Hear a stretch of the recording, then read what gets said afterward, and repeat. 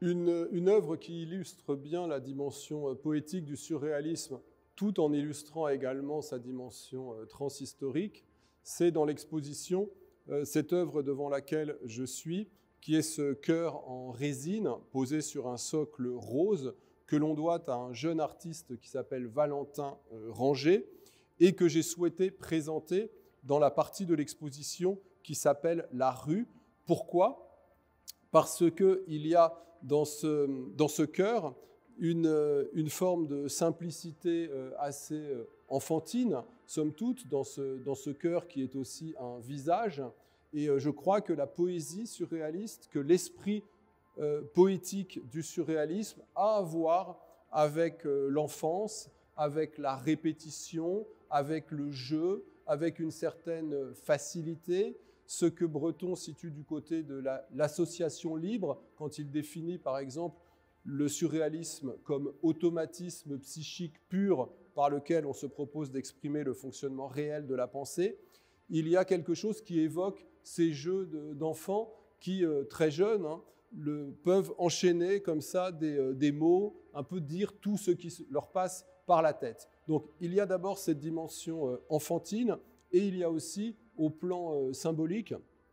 une polysémie dans ce chœur dans lequel on peut voir évidemment très simplement le symbole de l'amour, et la rue surréaliste est vraiment le lieu de la rencontre amoureuse. Il y a un livre entier de Breton, l'un des plus importants, qui est consacré à cet aspect, c'est Nadja. Et on peut voir enfin dans ce chœur quelque chose comme un morceau de lune ou un météore qui aurait chu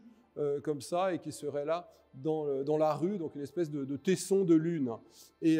voilà en quoi ce chœur me semble assez bien représenter cette dimension poétique dans son rapport d'une part à l'enfance, dans sa symbolisation élémentaire de l'amour, et d'autre part dans son évocation possible d'un astre lointain, qui est un astre qui du reste va retenir l'attention des surréalistes, ce soleil des loups, comme disait André-Pierre de Mandiargue, qu'est la lune.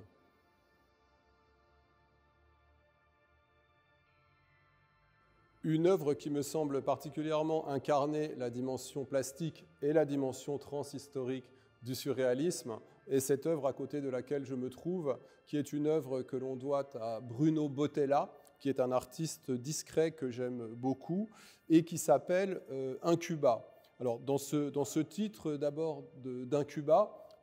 on peut lire une référence directe au surréalisme, sachant que l'incube, c'est ce démon masculin qui la nuit vient prendre possession des femmes. Et il y a là une métaphore ou une figure à laquelle les surréalistes vont plusieurs fois faire référence. Je pense notamment à un texte magnifique d'Aragon qui s'appelle « Entrée des succubes », les succubes étant le complément des incubes. Et ce qui est très beau dans cette pièce et qui illustre la dimension plastique du surréalisme, c'est d'une part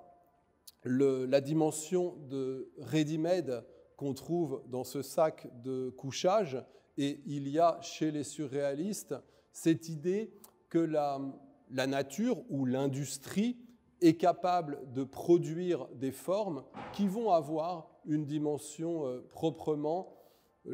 artistique. Et enfin, la dimension plastique de cette œuvre se matérialise dans la partie qui est au sol, qui est un bloc de plastiline dans lequel on trouve des traces de doigts. Et c'est une sculpture qui évoque donc un travail artistique qui serait mené pendant le sommeil, une espèce de sculpture qu'on pourrait faire en modelant la plastiline en dormant et qui serait une forme de transcription imaginaire de nos rêves. Un des moments politiques du surréalisme les plus intéressants est sans conteste le moment qui est lié au mouvement contre-attaque. Contre-attaque, c'est à la fois un mouvement et une revue, des cahiers qui naissent en réaction, en contre-attaque à la journée funeste, à la journée noire entre toutes du 6 février 1934, où les ligues fascistes et les royalistes descendent dans les rues, manifestent dans les rues, et c'est une journée extrêmement éprouvante et une journée de démonstration de force de tout ce que la France compte de mouvements d'extrême droite. En réaction à cette journée et à cette montée des forces réactionnaires, Georges Bataille, André Breton et quelques autres vont monter un collectif, un mouvement qu'ils vont appeler contre-attaque pour signifier la nécessité d'une riposte. Et cette riposte, selon Georges Bataille notamment, doit se situer à l'endroit même qui est cet endroit